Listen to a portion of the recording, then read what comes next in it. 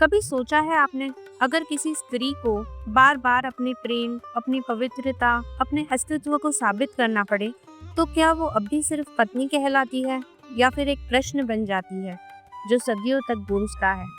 मैं सीता हूँ।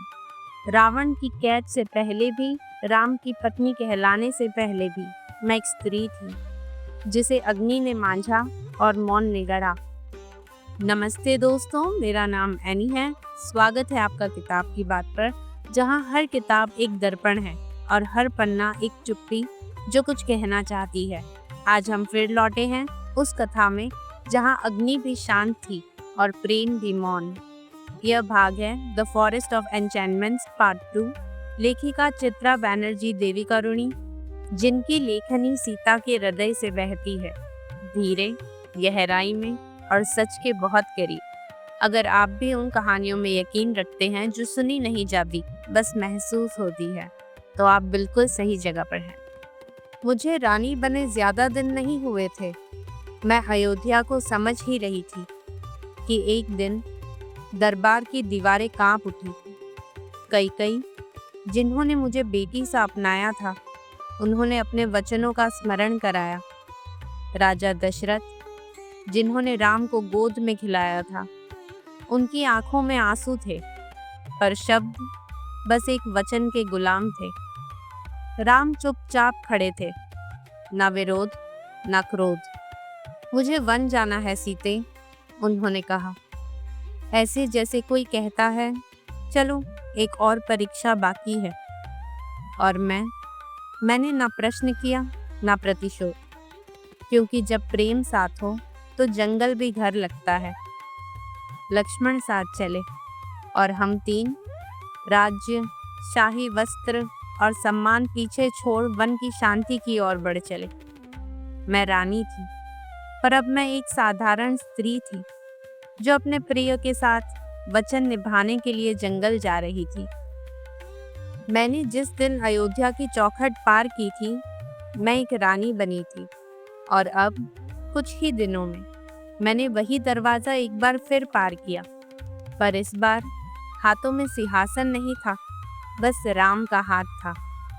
वनवास, एक शब्द जो मैंने कभी सुना ही नहीं था, पर अब मेरी पहचान बन गया। अयोध्या के महलों की जगह अब मुझे पेड़ों के छांव ने आश्रय दिया। राजसी संगीत की जगह अब जंगल की नीरवता मेरे कानों में उतरती थी। हम तीनों, राम, लक्ष्मण और मैं, चल पड़े थे उस ओर जहां ना महल थे ना कोई स्वागत, सिर्फ मौन रास्ते और आकाश हमारे साथ थे। लोगों ने कहा, मैं क्यों जा रही हूँ, रानी होकर भी वन क्यों स्वीकार रही हूँ। उन्हें क्या पता, जहाँ प्रेम जाता है वहाँ सीता के पाँव खुद चल पड़ते हैं। मैंने कभी सोचा नहीं था कि मिट्टी भी माँ बन सकती है। हर सुबह मैं सूरज की किरणों से बात करती, हर रात मैं चांद को अपनी चुप्पियां सुनाती। अयोध्या में मैं घूंघट में थी, पर यहाँ मैं हवा की तरह आजाद थी। राम लकड़ियां लाते, लक्ष्मण रसोई बनाते, और मैं प्रकृति से अपने भीतर की स्त्री को ढूंढ रही थी।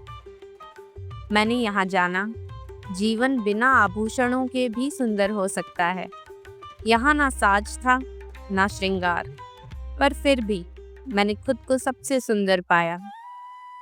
राम अब वो नहीं थे जो दरबार में शंख के साथ आते थे। अब वे वो थे जो मेरे पैरों पर कांटा देकर उसे चुपचाप हटा देते थे, जो अपने हिस्से का फल मुझे देकर खुद भूखे सो जाते थे।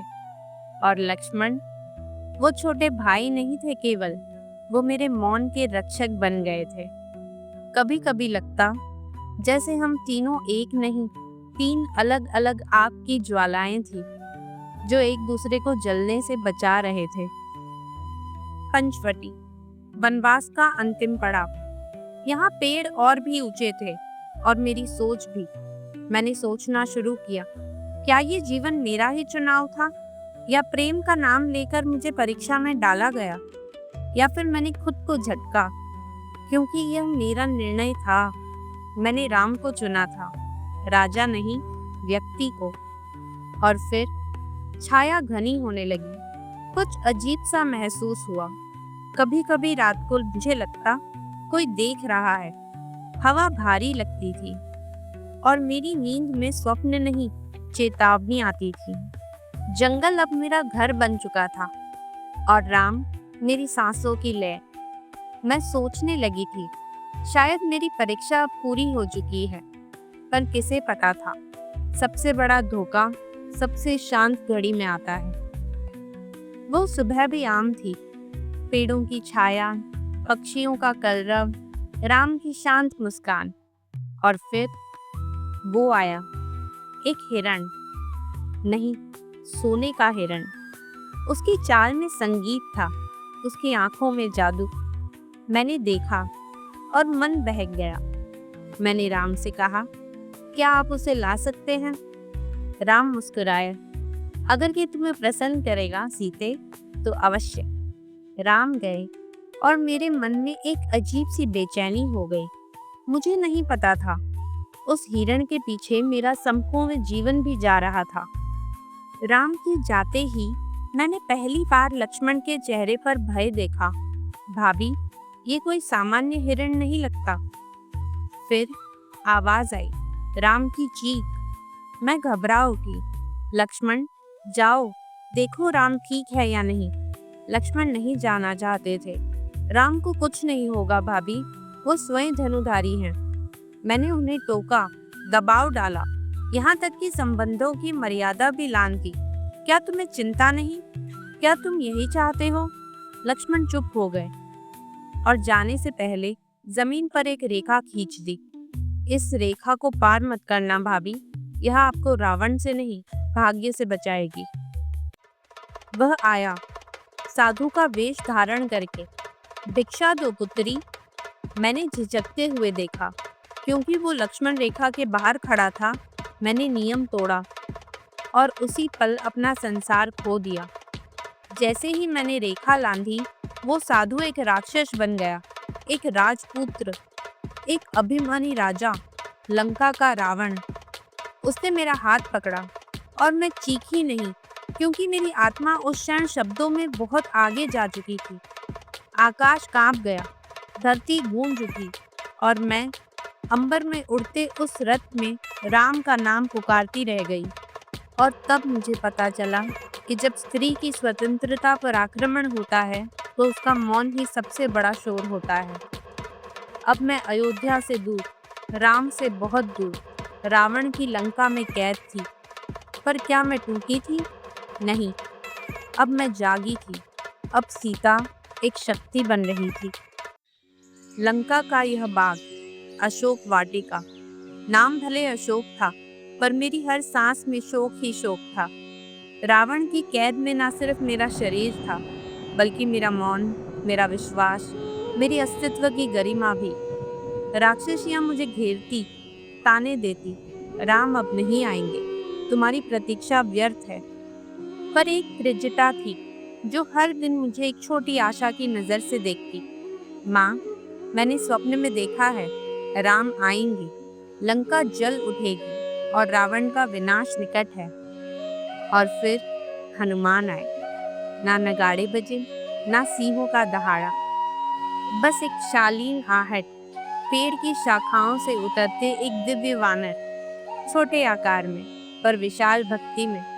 मैंने देखा और मेरा मौन पहली बार कोई सुन सका। उन्होंने धीरे से सामने आकर प्रणाम किया।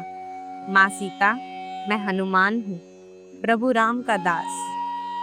हनुमान जी ने अपने छोटे से हाथ में वो मुद्रिका आगे की, जिस पर लिखा था राम।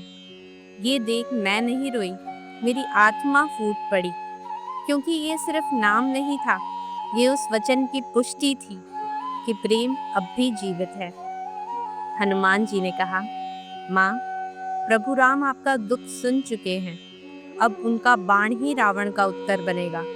मैं उन्हें ये समाचार दूंगा कि आपकी जान, आपका सम्मान, आप आज भी तेजस्विनी है। मैंने पहली बार किसी की आंखों में सेवा का भाव देखा, अभिमान का नहीं।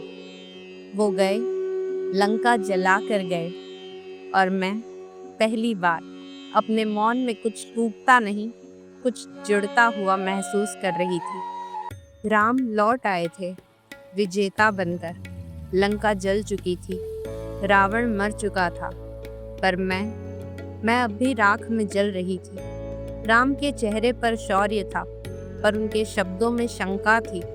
उन्होंने कहा, सीते, रावण की कैद में रहकर तुमने अपनी पवित्रता बनाए रखी या नहीं, इसका प्रमाण समाज चाहता है।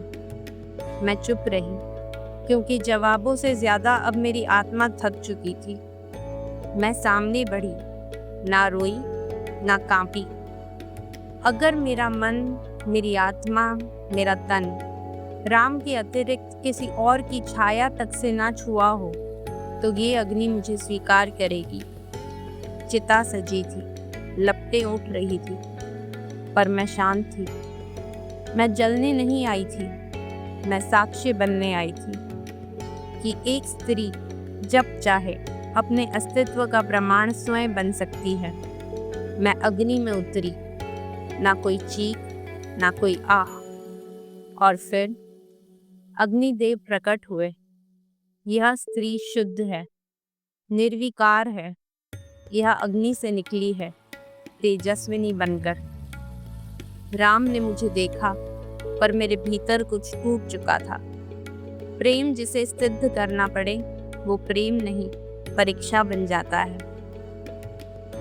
तो ये थी मेरी अग्नि परीक्षा, ना सिर्फ अग्नि में, बल्कि प्रेम में, समाज में और रिश्तों की सीमाओं में। पर मेरी परीक्षा यहीं खत्म नहीं हुई, क्योंकि जो स्त्री जलकर भी बच जाती है, उसे अक्सर समाज फिर जलाने की कोशिश करता है। अगर इस कहानी ने आपके मन में हलचल पैदा की तो कृपया लाइक ज़रूर करिए, कमेंट में लिखिए सीता इज स्ट्रेंथ, और इस वीडियो को शेयर करें उनके साथ जो नारी की असली शक्ति को समझती हैं। आपका हर लाइक, हर सब्सक्राइब हमें प्रेरणा देता है ऐसी कहानियाँ और भी गहराई से लाने के लिए। अब हम मिलेंगे अंतिम पड़ाव पर, जहाँ सीता धरती की ओर लौटेगी, सम्मान लेकर, शांति लेकर और पूर्णता के साथ। तब तक के लिए अपना ध्यान रखिए, खुश रहिए और जुड़े रहिए किताब की बात बयानी के साथ, जहाँ हम कहानियाँ बस सुनते नहीं, जीते हैं।